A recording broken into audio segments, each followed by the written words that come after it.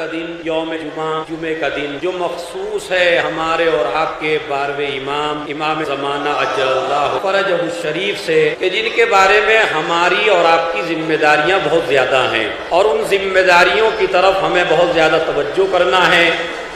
اور یہ ان مجلسوں میں جو جمعے کا دن پڑتا ہے ان میں خطبہ کے لیے، واعظین اور ذاکرین کے لیے کم از کم اپنے امام کا بیان ضرور کرنا چاہیے، اس لیے کہ یہ وہ امام ہے کہ جس کی رعایا میں ہم ہیں، جس کی حکومت میں ہم ہیں، اور جس کے ساتھ محشر میں ہمیں بلایا جائے گا۔ ہمارا عقیدہ مولا علی کے اوپر بھی ہے، ہمارا عقیدہ امام حسن کے اوپر بھی ہے، ہمارا عقیدہ امام حسین کے اوپر بھی ہے، لیکن یاد رکھیے گا اگر 11 اماموں کو مان کے 12ویں کو مانا تو پھر اس کا مطلب ہے کہ آپ نے کسی کو بھی نہیں مانا۔ ہمارا حشر ہمارے اس امام کے ساتھ ہوگا اور ہمیں اس امام کے ساتھ بلایا جائے گا۔ اسی لیے جمعے کا دن جو مخصوص ہے ہمارے اس امام سے، چونکہ ہمارا امام پیدا بھی اسی دن ہوا، ہمارا امام ظہور بھی اسی دن کرے گا، ہمارا امام دشمنوں کے اوپر غلبہ بھی اسی دن پائے گا، اور ہمارا امام جب ظاہری طور پر امام بنا تو وہ بھی جمعے ہی کا دن تھا۔ لہذا یہ جمعے کی ایک ہسٹری ہے جو میں آپ حضرات کی خدمت میں سب سے پہلے بیان کرنا چاہتا ہوں، اور وہ یہ کہ جمعے کے دن مومن کے اوپر پہلا فریضہ ہے، وہ میری ماں بہنیں بھی سن رہی ہیں اور میرے بھائی بھی سن رہے ہیں، اور میرے جوان بھائیوں سے میرا خطاب ہے، جو بزرگ ہیں وہ مجھ سے بہتر جانتے ہیں کہ سب سے زیادہ ثواب جمعے کے دن شریعت نے جس چیز کا رکھا اسے غسل جمعہ کہا جاتا ہے۔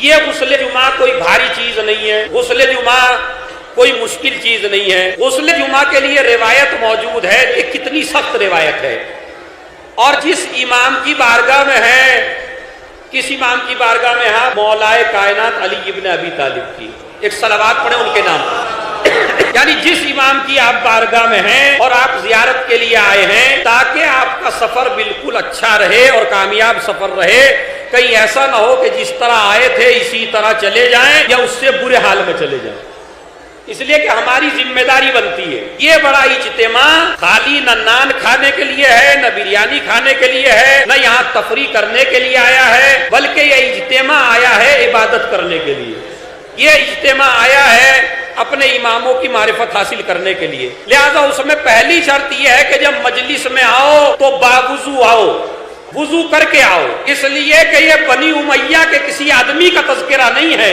یہ بنی ہاشم کے اس پاکیزہ سمندر کا تذکرہ ہے کہ یہاں جو بھی آئے گا پاک ہو کے جائے گا۔ لہذا پاک ہونے کے لیے سب سے پہلے آپ کو مجلس میں جوانوں وضو کر کے آنا چاہیے، پاکیزہ لباس پہن کے آنا چاہیے، اس لیے کہ دنیا کے ہر جلسے میں آپ کا حصار کرنے کے لیے پولیس بلائی جاتی ہے، آپ کا حصار کرنے کے لیے فوج بلائی جاتی ہے، توپیں لگائی جاتی ہے، اسٹیج بنایا جاتا ہے، مگر جہاں جتنے بھی اجتماع ہے ان جلسوں کی حفاظت کے لیے غیر معصوم آتے ہیں، کوئی معصوم نہیں آتا۔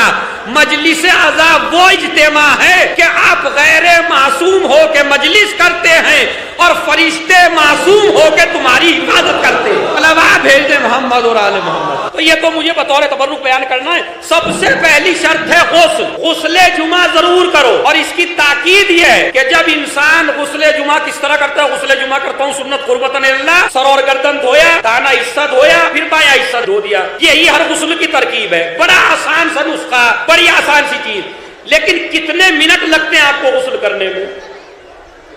بتائیے، 2 منٹ، 3 منٹ، پھر کرتے کیوں نہیں ہیں؟ اچھا آپ نہاتے ہیں یا نہیں نہاتے؟ روز نہاتے ہیں آپ، دن میں 3 بار نہاتے ہیں، لیکن ان نہانوں میں اور اس نہانے میں فرق یہ ہے کہ جب دن میں 10 بار بھی نہائے تو جسم کا میل صاف ہوتا ہے، لیکن اگر نیت کر کے غسل جمعہ کر کے نہاتا ہے تو بدن کا میل بھی پاک ہوتا ہے، روح پاکیزہ بھی ہو جاتی ہے۔ صلوات بھیج دیں محمد اور آل محمد۔ لیکن اب یہ بتائیے ہم کتنے شیطان کے بہکائے میں ہیں کہ ہم نہا لیتے ہیں مگر غسل، ایمانداری سے بتائیے آپ درگاہ میں ہم مولا کی کتنے آدمیوں نے آج غسل جمعہ جمعہ کیا ہے. اچھا اتنے بڑے مجمع میں اتنے لوگ، میں پھر کہہ رہا ہوں توجہ، یہ تو امام جانتا ہے کس نے کیا اور کس نے، لیکن میرا حسن ظن یہ ہے کہ سبھی کر کے آئے ہوں گے، کوئی ایسا مسئلہ نہیں ہے. لیکن آپ سماعت فرمائیں کہ کتنی آسان سی چیز روایت کہتی ہے، جب مومن غسل جمعہ کر کے فارغ ہوتا ہے تو اللہ اسے گناہوں سے ایسے پاک کر دیتا ہے جیسے ماں کے پیٹ سے ابھی پیدا ہوا ہو.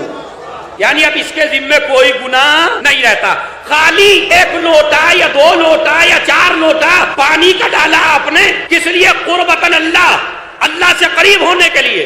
اس کا مطلب یہ ہے کہ بڑی بڑی عبادتوں کا نام عبادت نہیں ہے. توجہ چاہتا ہوں، بڑی بڑی دعائیں پڑھنے کا نام عبادت نہیں ہے، پورے دن مصلی میں بیٹھنے کا نام عبادت نہیں ہے، بلکہ اگر 2 لوٹے بھی اللہ سے قریب ہونے کے لیے ڈال لو تو اس کو بھی شریعت کہتی ہے ہم نے تجھے گناہوں سے پاک کر دیا. اب میں اس کی آپ کو ایک وجہ بتاتا ہوں. وجہ کیا ہے؟ اگر آپ کو یہ معلوم ہو کہ جمعے کے دن پانی نہیں ملے گا تو شریعت کہتی ہے جمعرات کی رات میں کر لو، یعنی جمعرات میں کر لو. اگر آپ کو معلوم ہے صبح میں پانی نہیں ملا تو رات میں کر لو. اس کے بعد اگر رات میں نہیں کر سکے نماز صبح کے بعد کر لو.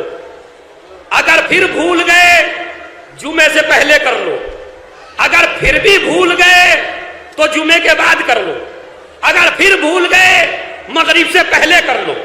اگر پھر بھی بھول گئے ہو، بالکل ہی بھلکڑ کی اولاد ہو، کیونکہ آدمی بھائی جب شریعت پہ عمل نہ کرنے پہ آتا ہے تو بالکل بھولنے لگتا ہے بار بار، پھر بھی بھول گیا تو شریعت کہتی ہے سیٹرڈے کو کر لو.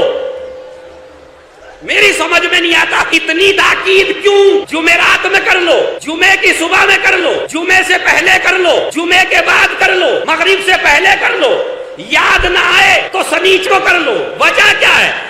تاکہ مومنین کو جمعے کے دن پاک ہونے کی عادت پڑ جائے، چونکہ ظہور بھی امام کا جمعے کے دن ہوگا. سخت مراحل ہیں، بالکل سامنے کی باتیں ہیں، لیکن جن سے ہم غافل ہیں ان کو مجھے یاد دلانا ہے. یہ تاکید کیوں کی جا رہی ہے؟ اور اب اس امام کی بارگاہ جس میں آپ ہیں اس کے لیے ایک حدیث، جس کے پاس واٹس ایپ ہے وہ واٹس ایپ کر لے اور محفوظ کریں جوان اس حدیث کو. رسول نے فرمایا اے علی غسل جمعہ ضرور کرو، چاہے تمہیں ایک وقت کا کھانا ہی بیچ کر پانی خریدنا کیوں نہ پڑے.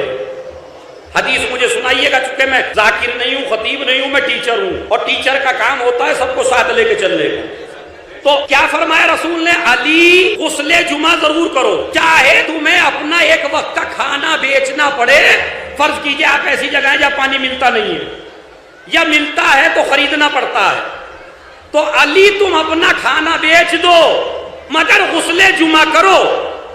یہ کہا علی سے جا رہا ہے، سنایا ہمیں جا رہا ہے.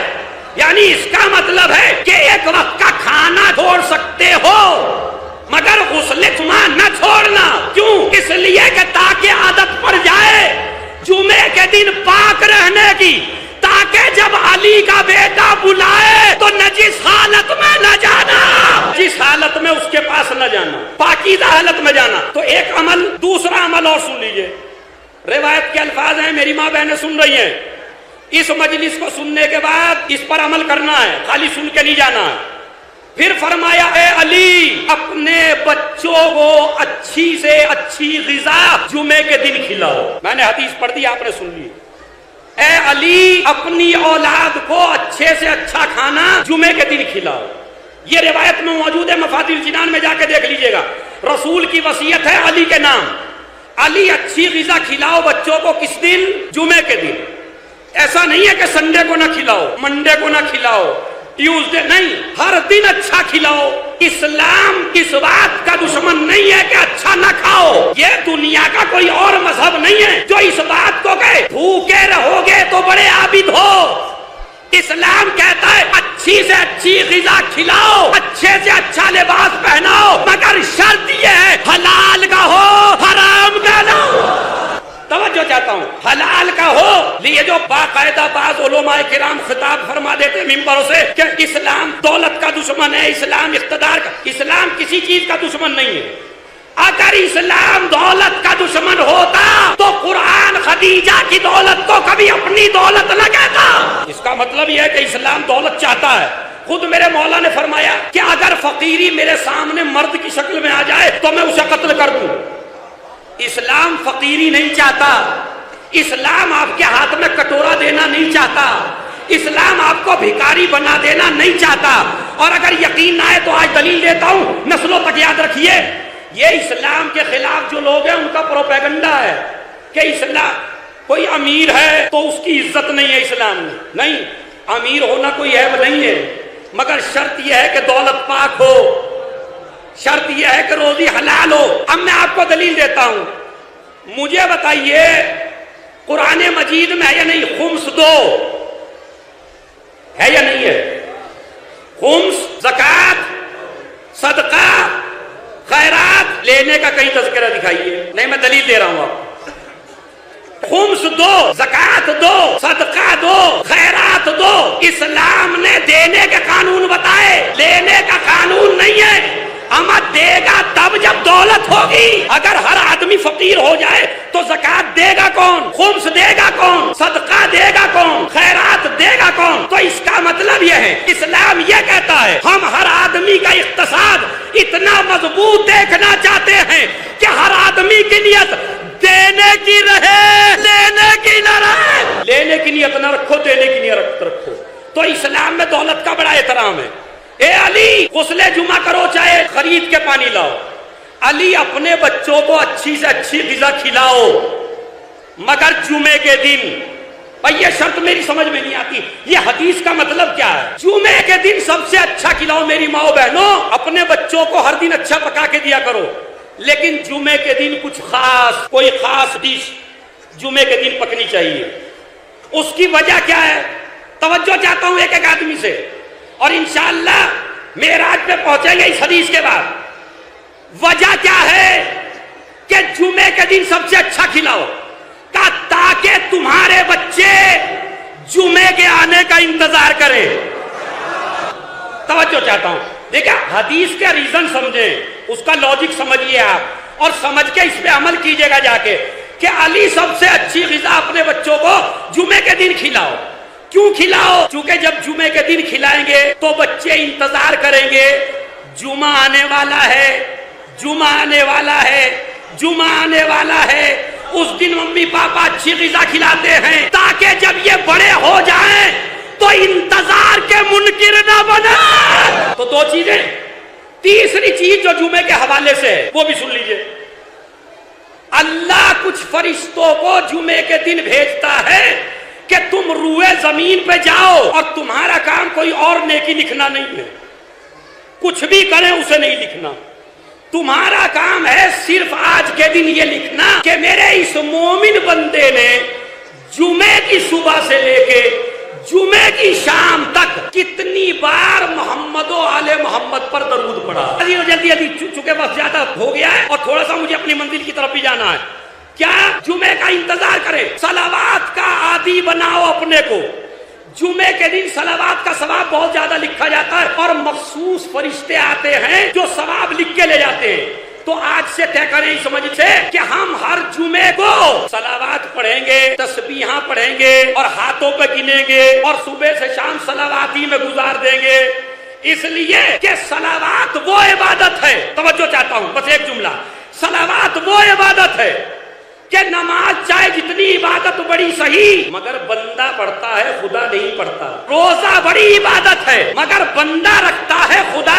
حج بڑی عبادت ہے مگر بندہ کرتا ہے خدا نہیں کرتا۔ مگر صلوات وہ عبادت ہے پہلے خدا کرتا ہے بعد میں بندوں کو کہتا ہے۔